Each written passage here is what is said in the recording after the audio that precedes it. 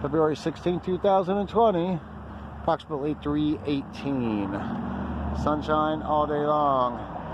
Again, after reviewing a little bit more about how long the chemtrails have been coming out of the back of the skies, how long essentially that they have been, they being man-made, generally governments working with private industry to develop ways to affect the weather, just like Dwight D. Eisenhower had said in one of his speeches at the college for graduation. He who shall control the weather shall control the world. Now that came from a U.S. president directly in his speech.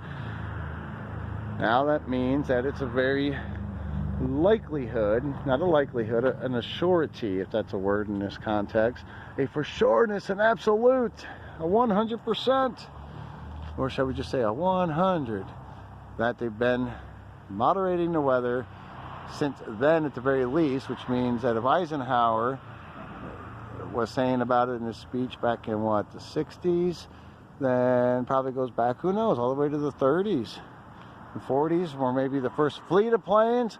So what again then was the weather like previous to the first potential fleet of planes? Because I bet as soon as they got that plane, they started to think what we could do with them. They started building them to go into wars, didn't they? So whatever modern technology develops that can be used as a weapon, quite often that's exactly what happens.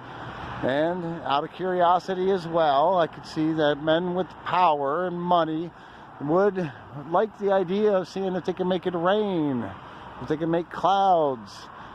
So previous to the 1900s, are there photos of the skies that would show clearly that there weren't, over a number of researchings, that there were no lines in the skies, pouting, making X's all over the place? Now, I've heard online several times people that were of age, 70, 80 years old, claiming that they had never seen this back in the 50s, 60s, and 70s, not the way they see it today, but they were implying, and some directly said, that they did have chemtrailing going on then. So again, this is important. Just because it's been happening for 60 years doesn't mean that we just go ahead and accept it still, or at least in the unknown zone. Because again, this is our land as much as it is anybody else's land, and to think differently is ridiculous. Those chemicals come onto private property. Just because it's invisible does not mean that it is not littering.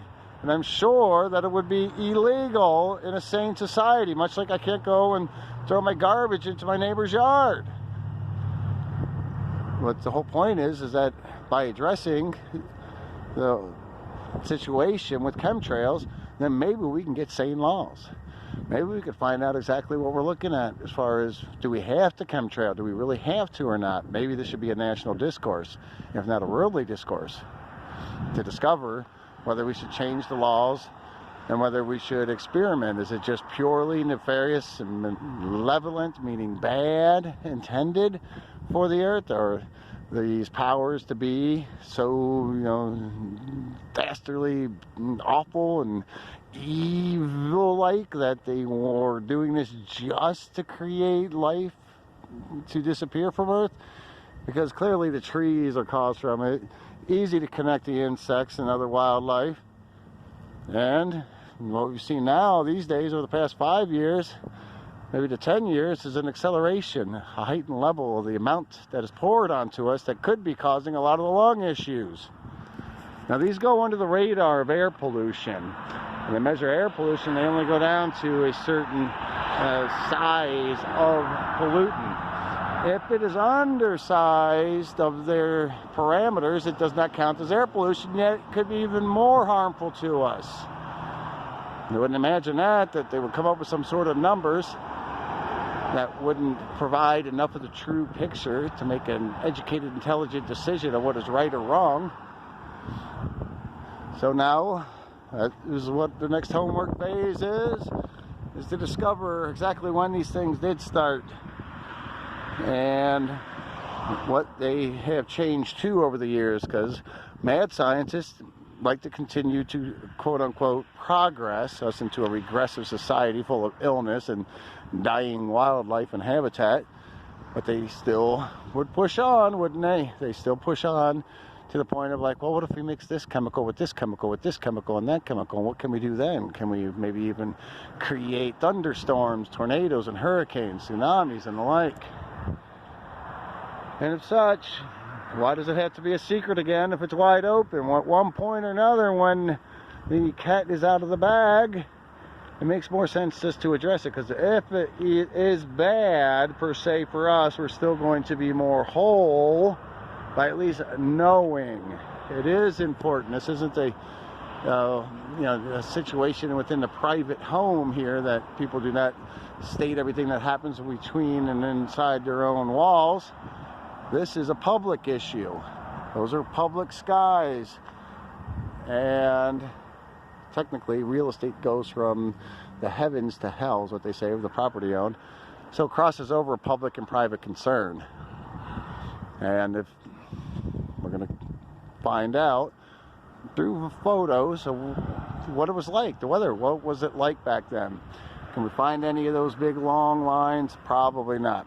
So at any rate, just wanted to kick it in, because all this global warming talk, all this talk with climate control, and all the politicians jumping aboard, they're just jumping on the subject matter in order to gain from it. Either gain by saying that's ridiculous, or to gain by, hey, we need to spend more money into solar power. While the other ones say, no, put more dirt into the air. Global warming has nothing to do with it. You know, I probably tend to believe that there is some pollution coming from the vehicles, coming from the factories.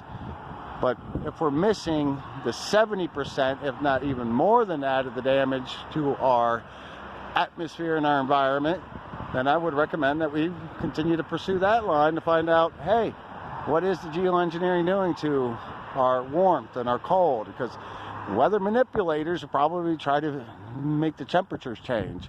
And if it's making the ocean warmer, now I think a lot of that has to do with all those nuclear power plants that they put along and have and still are, especially the ones in Japan, leaking. And many of them do leak regularly, but that is a full core meltdown times 3. What happened in Japan probably has a lot to do with the ocean depletion of life. Now, it's just temperature changing of the ocean. I know it's sensitive, but the same animals, because it's not like happening like in a shock value. It's gradual. They pelt the waters, and then they heat it up. Maybe the atmosphere and the ozone really is hurt, possibly from all the weaponry that's made with uranium. Maybe when they threw nuclear bombs up into the sky in the 50s, including Russia, to see if they could bust and pierce through the upper realm, did significant damage to our ozone layer. And maybe there is a certain percentage that the chemtrails are giving us some sort of excessive, giving us protection from being burned essentially too much, because we don't know again.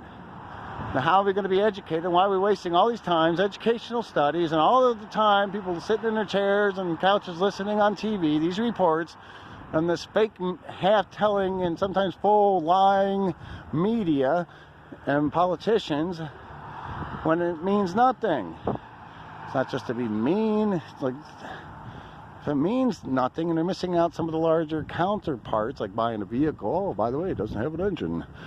Well, in order to find out the full story, we got to input, and this is the people's job, is to wake up and ask, what are those? They're not up here right now. I can scan the sky pretty closely, and I'm not going to find hardly any planes whatsoever. Consequently, blue sky. We've done several of these videos, and we'll continue to do them, because there are going to be new people that come along and say, hey, I'm not just going to discard this and say it is what it is. My God, that seems like it could be completely destructive upon our own existence here and the quality of our existence. As we look at this tree, it's got a chopped limb right here, several of them on that tree. Why? Because they're dry, they're green. Now, what affects a tree's growth? Rain, soil. Chemicals in the soil, roots, pick it up, getting the metals from the sky, creating a dryness of the trees, and also then a lot easier to burn. Consequently, maybe directly responsible for the heightened levels of the forest fires being so out of control for the first time. Say, we haven't seen any like this.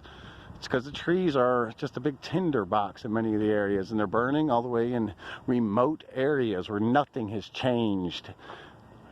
So if it's happening in remote areas, that means that it can't be any of this, oh, it didn't clean up the brush underneath the trees.